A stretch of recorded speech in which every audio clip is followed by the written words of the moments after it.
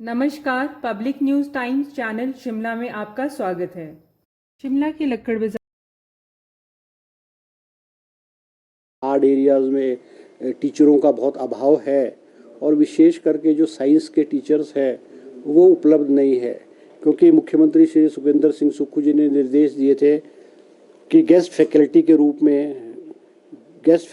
रूप में जो है गेस्ट टीचर के रूप में जो है रिक्रूटमेंट की जाए। उसके लिए विस्तृत रूप से जो है एक पॉलिसी जो है वो आज कैबिनेट में आई है, जिसकी कैबिनेट ने स्वीकृति की है। और इस गेस्ट टीचर जो पॉलिसी है इसकी इम्प्लीमेंटेशन जो है अगले साल 2025-26 से जो है उसको आरंभ कर दिया जाएगा। इस रिक्रूटमेंट में जहाँ टीचरों की कमी है वहाँ पे पीरियड बेसिस के आधार पे टीचर की रिक्रूटमेंट की जाएगी, आउटसोर्स के थ्रू की जाएगी। प्राइमरी स्कूलों में 200 रुपये पर पीरियड, अपर प्राइमरी में 250 रुपये पर पीरियड, सीनियर सेकेंडरी में 400 रुपये पर पीरियड और कॉलेजेस में 500 रुपीज़ पर पीरियड के आधार पर जो है इनको जो टीचर्स है गेस्ट टीचर्स है इनको रिक्रूट करके इनको सेवाएं ली जाएगी, ताकि ग्रामीण क्षेत्रों में हमारे जो शिक्षा का गिरता हुआ स्तर है और हिमाचल प्रदेश के हार्ड एरियाज़ ट्राइबल एरियाज़ में जो है टीचर्स नहीं जाते हैं उसकी कमी को पूरा करने के लिए जो है आज कैबिनेट ने इस फैसला लिया है।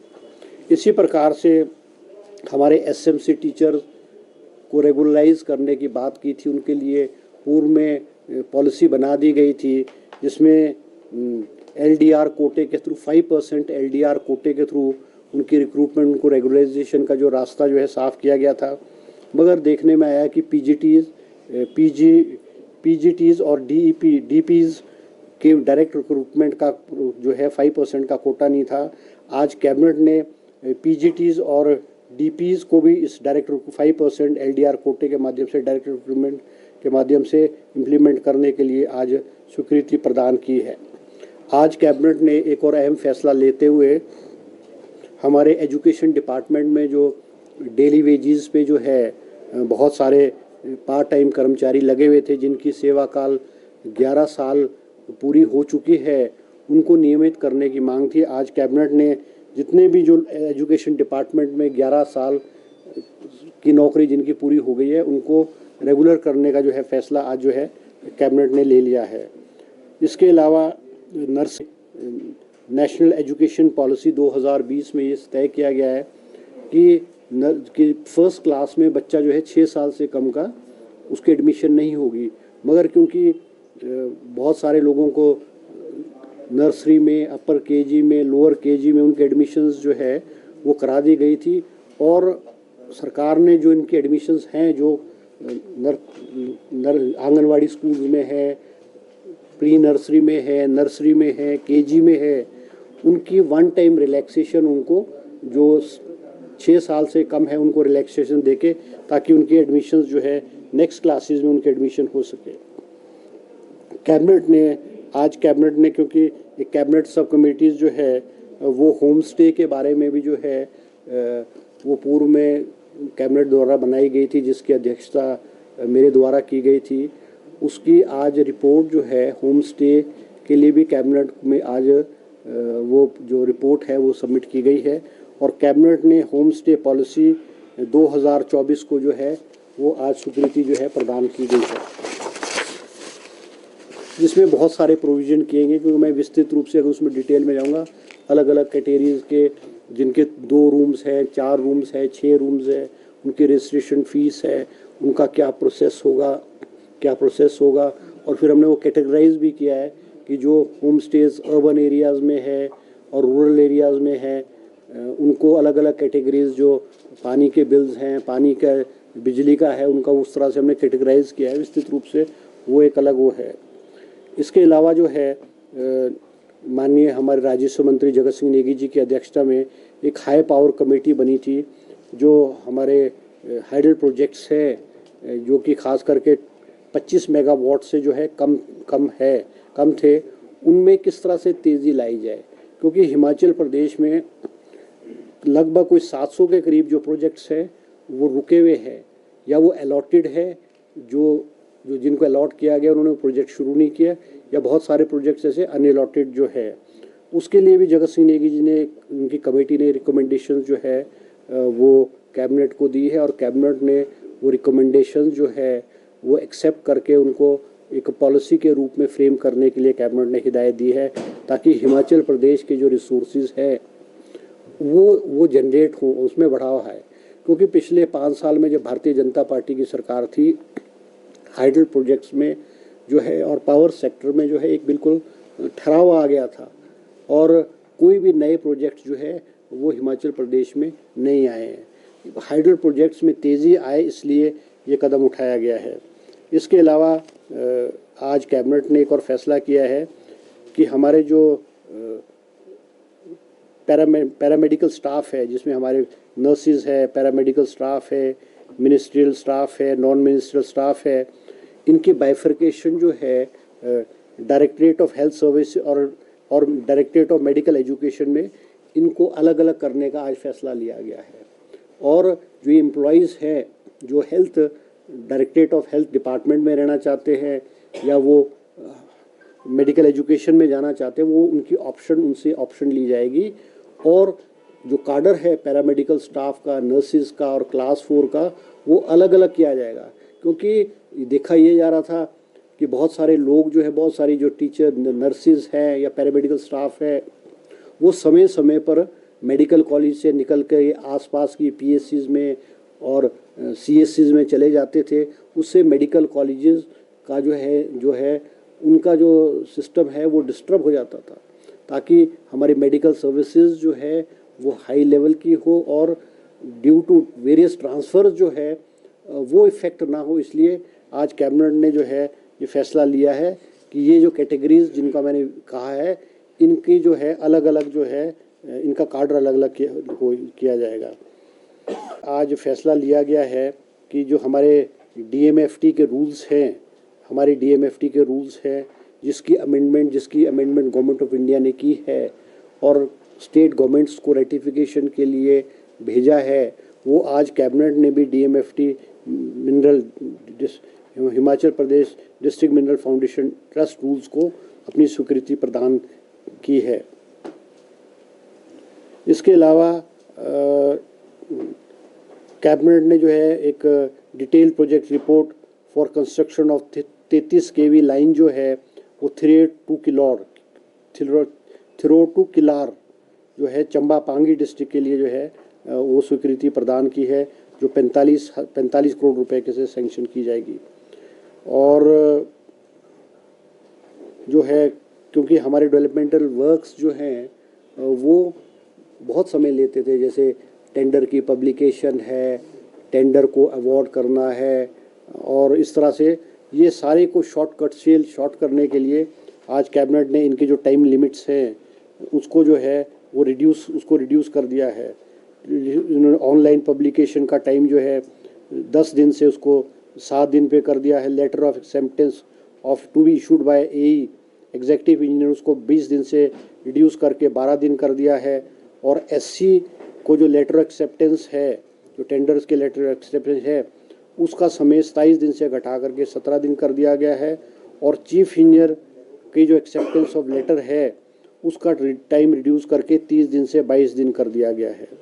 इसके अलावा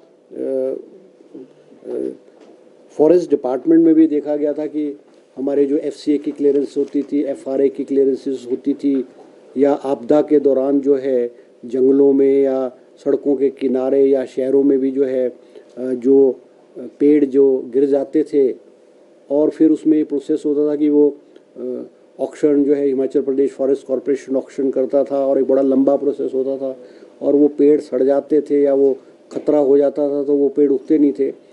कैबिनेट ने जो आज फैसला किया है कि इस तरह के जो पेड़ हैं वो 50 पेड़ तक की जो पावर है वो डीएफओस को जो है डीएफओस को जो 50 पेड़ की पावर जो है वो डीएफओ को दे दी गई है।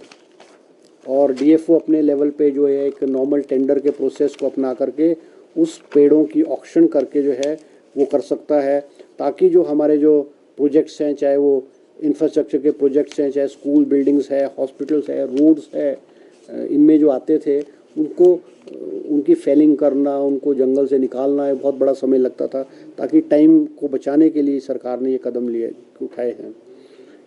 कैबिनेट ने जो है आज SDM office, sub divisional office Sunni, जो ग्रामीण शिमला चुनाव क्षेत्र में पड़ता है, वहाँ पे SDM ऑफिस खोलने की भी जो है वो स्वीकृति प्रदान की है। अलग अलग पोस्टें जो है वहाँ इस सब डिवीजन में स्वीकृत की गई है। इसके अलावा जिला सिरमौर के कोटापाब हला में जो है वो PSC खोलने की कैबिनेट ने स्वीकृति प्रदान की है। और ठोंठा जाखल, उत्तरी और नया पंजोड़ में हेल्थ सब सेंटर जो है वो कैबिनेट ने आज स्वीकृति प्रदान की है। इसके अलावा टिम्बी में जो है शिलाई चुनाव क्षेत्र के टिम्बी में जो है IPH का जो है रेस्ट हाउस खोलने की भी आज कैबिनेट ने स्वीकृति प्रदान की है। इसके अलावा एक पुलिस स्टेशन जो है लाहौल स्पीति में सारचू में पुलिस स्टेशन खोलने की कैबिनेट ने स्वीकृति प्रदान की है। और अलग अलग कैटेगरीज की पोस्टें भी इसमें सैंक्शन की गई है। इसके अलावा कैबिनेट ने जो है जो तम्बाकू के हमारे जो प्रोडक्ट्स हैं, जितने भी तम्बाकू के हमारे प्रोडक्ट्स हैं, गुटखा है या और चीज़ें हैं, इनका जो certain goods carried by road tax जो है इसको 4.5 रुपये प्रति किलो से बढ़ा करके 6 रुपये 75 पैसे प्रति किलो किया है। ताकि ये डिस्करेज करने के लिए किया है कि तो इसका जो है लोग जो है कम से कम इसका इस्तेमाल करें। इसके अलावा कैबिनेट ने आज हमारे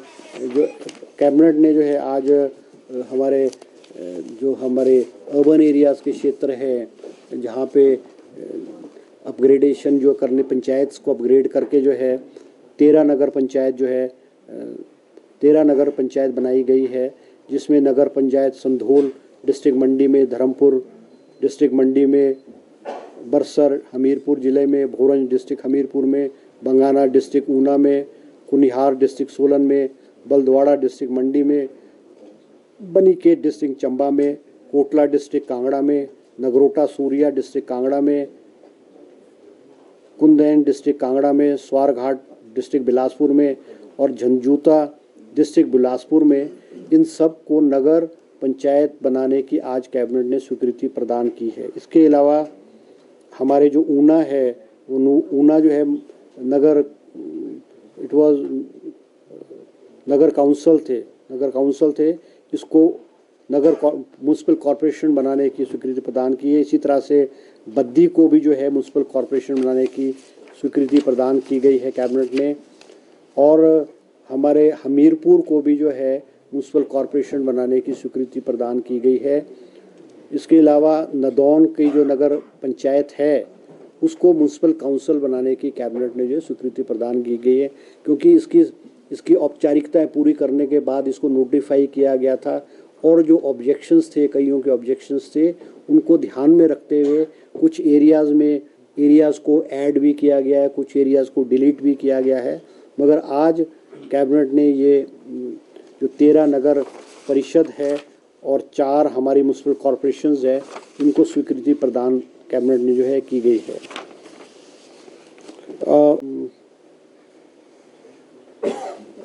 और एक और कैबिनेट ने स्वीकृति प्रदान की है मुख्यमंत्री शहरी आजीविका गारंटी योजना, इसको भी आज कैबिनेट ने है स्वीकृति प्रदान की गई है। इसके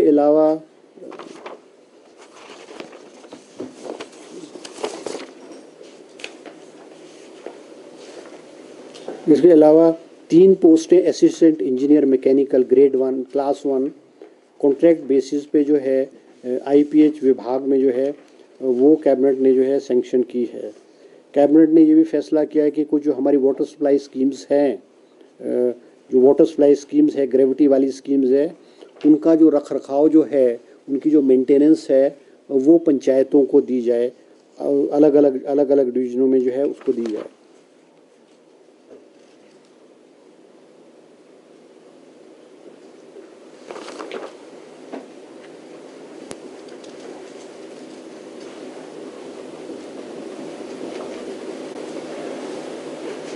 और कैबिनेट ने आज फिर फैसला किया है कि Himachal Pradesh power transmission corporation उसका जो ऑथोराइज्ड शेयर कैपिटल था उसको 700 करोड़ रुपए से बढ़ा करके जो है 800 करोड़ रुपए किया गया है, ताकि उनको जो है लोन लेने में और उनको काम करने में जो है उसका जो है फ़ायदा हो। इसके अलावा जो कैबिनेट ने आज एक और फैसला किया है, क्योंकि जो स्टेट अवॉर्डीज़ है, अवॉर्डीज़ फॉर, पहले तो स्टेट अवॉर्डीज़ फॉर टीचर जो दिया जाता वो स्कूल्स में ही दिया जाता था, मगर मांग आई थी कि भी कॉलेजेस में भी इसको स्टार्ट किया जाए। तो उसके लिए SOPs जो गाइडलाइंस है वो आज कैबिनेट ने कॉलेज के जो टीचर्स हैं, कॉलेज काडर के जो लोग हैं, उनके लिए भी जो है आज स्वीकृति प्रदान की गई है। इनको 7 अवार्ड्स दिए जाएंगे और इनमें कोई फाइनेंशियल बेनिफिट नहीं होगा, इनको सिर्फ सर्टिफिकेशन के माध्यम से जो है इनको ये अवार्ड दिए जाएंगे।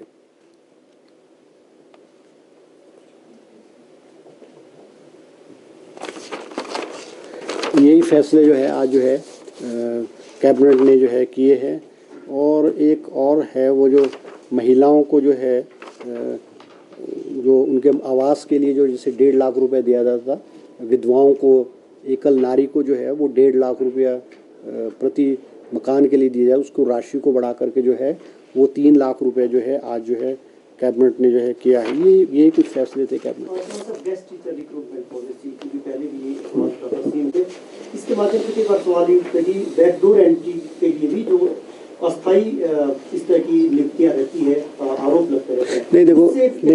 देखो ऐसा ना, ये एक हिमाचल प्रदेश में जो स्कूलों में, हेल्थ इंस्टीट्यूशन में और एजुकेशन इंस्टीट्यूशन में खाली पद एक बहुत बड़ी समस्या है। ये अब से नहीं, पिछले कई वर्षों से ये चली आ रही है। हमारी सरकार ने 6,500 पद एजुकेशन डिपार्टमेंट में स्वीकृत किए हैं और उसमें बहुत सारे पदों को भरा भी गया है। मुख्यमंत्री जी, मंत्री, शिक्षा मंत्री, मुख्यमंत्री जी, हम मंत्री लोग जब भी हिमाचल प्रदेश के हार्ड एरियाज, ट्राइबल एरिया में जाते हैं तो ये मांग की जाती है कि हेल्थ इंस्टीट्यूशन और एजुकेशन इंस्टीट्यूशन को भरे। सरकार की प्राथमिकता है कि बच्चों के जो शिक्षा का स्तर है वो ना गिरे, क्योंकि हिमाचल प्रदेश का जो एजुकेशन का लेवल था वो Himachal at once upon a time was number 2 after Kerala in India. आज हम जो है, हमारा जो 2 नंबर से घट के हम 22वें नंबर चले गए। इसका एक सबसे बड़ा कारण है कि सरकारी स्कूलों में जो टीचर्स की रिक्रूटमेंट ना होना, खाली पद रहना, ये बहुत बड़ी समस्या है। इसलिए जो है जो गेस्ट टीचर पॉलिसी जो है वो आज कैबिनेट ने स्वीकृत की है। इसमें कोई भाई भतीजावाद या नहीं होगा, इसमें on the basis of merit recruitment होगी। और जो टीचर्स की, रेगुलर टीचर्स की रिक्रूटमेंट के लिए जो प्रोसेस होगा, या जो एजुकेशन क्वालिफिकेशन होगी, या उनके जो टेट, जैसे टेट पास है फॉर JBT या TGT टेट है या सेट नेट जो कॉलेजेस में होगा, उस लेवल की रिक्रूटमेंट की जाएगी। ये शॉर्ट टर्म अरेंजमेंट होगा। ये उनको जो सैलरी मिलेगी वो on the basis of period basis के आधार पे जो मिले नहीं, वो तो ये आउटसोर्स के माध्यम से होगा। ये कोई डिपार्टमेंट के माध्यम से रिक्रूटमेंट या प्रिंसिपल के माध्यम से रिक्रूटमेंट नहीं होगी, ये आउटसोर्स बेसिस पे रिक्रूटमेंट होगी। और तब तक चलता रहा, कंटिन्यू करेगा जब तक रेगुलर टीचर नहीं आएगा। हाँ, आज एक और इशू है जो मैं भूल गया कि लैंड सीलिंग एक्ट में आज जो कैबिनेट ने, जो हमारे भोटा का हॉस्पिटल है, हमीरपुर ज़िले में भोटा का हॉस्पिटल है, उसको लैंड जो देने की ये विस्तृत रूप से कैबिनेट में आज एजेंडा आया और उस पर विस्तृत रूप से चर्चा की गई। और उसमें कुछ त्रुटियां पाई गई हैं कि उसमें कोई फ्लॉज थे, और इसलिए उसको जो है मुख्यमंत्री जी ने कहा है कि इसको पूरे विस्तृत रूप से डिटेल्ड रूप में जो है, जो उसमें अमेंडमेंट होनी है, लैंड सीलिंग एक्ट में अमेंडमेंट होनी है, उसमें आज कैबिनेट ने अपनी एक सैद्धांतिक स्वीकृति प्रदान की है। भोटा वाले हॉस्पिटल के जो इशू चला है उसमें सैद्धांतिक कैबिनेट ने की है, मगर उसमें मुख्यमंत्री जी ने कहा है कि विस्तृत रूप से जो त्रुटि या पाई गई, जो एजेंडे में आइटम्स थी उसमें फ्लॉज लगे मुख्यमंत्री जी को, तो उन्होंने विस्तृत रूप से कहा कि दोबारा से इसको उसको कैबिनेट में लाया जाएगा, या मुख्यमंत्री जी को कैबिनेट ने अधिकृत किया है कि chief minister is competent to approve the agenda वो regarding this Bhota hospital. SMC प्रशिक्षकों का आपने जिक्र किया, कब तक वो रेगुलर हो जाएगा? इनका एक कैबिनेट ने एक जो चैनल है वो प्रिस्क्राइब कर दिया है, उनमें से मुझे लगता है प्रोसेस शुरू हो चुका है। जैसे जैसे खाली पद होंगे या जैसे रेगुलर पोस्ट आएगी तो उसमें 5% कोटा है, तो उस 1000 पे जो सैंक्शन शुरू हो जाएगा। सर विंटर सेशन है, इसमें बिल्स कौन कौन से हैं उसको लेके कुछ चर्चा हुई है? नहीं, बिल्स तो आज भी जो है कई बिल्स जो है वो कैबिनेट ने अप्रूव किए हैं, और क्योंकि बिल्स के बारे में मैं यहाँ मीडिया में नहीं बोल सकता, क्योंकि बिल्स जो है वो एक सीक्रेट डॉक्यूमेंट होता है। It is to be approved by the cabinet and laid and introduced by the ministry in the cabinet. मगर ये मैं कह सकता हूँ कि बहुत सारे बिल्स जो हैं ये हमारे जो विंटर सेशन धर्मशाला में आ रहा है, बहुत सारे बिल्स जो है इसमें आएंगे। ठीक है। इसके अतिरिक्त कैबिनेट के अतिरिक्त एक का महत्वपूर्ण बिल है जो यूनियन कैबिनेट ने आज पारित किया है, जो वन नेशन वन इलेक्शन को लेकर। देखो इस पे कोई चर्चा नहीं हुई है। वन नेशन वन इलेक्शन की चर्चा नहीं हुई। नहीं, मेरी प्रक्रिया, मैं तो आज कैबिनेट की प्रक्रिया देने के लिए आया हूँ ना, उसकी तो मैं फिर से दे दूंगा आपको। वो तो जो और पूरे देश में, क्योंकि पार्लियामेंट में इंट्रोड्यूस हुआ है, स्टेट्स को रेटिफिकेशन के लिए भेजा जाएगा, स्टेट्स की असेंबलीज में उसको इंट्रोड्यूस किया जाएगा, और विस्तृत रूप से सदन के अंदर पक्ष और विपक्ष द्वारा चर्चा की जाएगी। अब उसको पास किया जाएगा या नहीं किया जाएगा ये तो एक समय ही बताएगा, मगर अभी तो खैर मुझे लगता है ये ऐसा इशू नहीं है। मगर जब स्टेट्स को दिया जाएगा और हिमाचल की स्टेट असेंबली में आएगा तो उसके सारे प्रोज एंड कॉन, चाहे सत्ता पक्ष है चाहे विपक्ष है, उस पर विस्तृत रूप से चर्चा करेंगे, और सदन का जो मत होगा उसके मुताबिक उसको उस पर जो भी डिसीजन होगा वो हो जाएगा। सर आप नेता प्रतिपक्ष कह रहे थे कि जो सत्र है वो, चलो अभी मेरा तो कैबिनेट वाला ऐसा इशू था ना जी, कैबिनेट वाला इशू। ओके जी, थैंक यू जी, थैंक यू। धन्यवाद। वीडियो अच्छा लगा हो तो पब्लिक न्यूज़ टाइम्स चैनल को सभी मीडिया प्लेटफॉर्म्स पर लाइक, शेयर और सब्सक्राइब करें।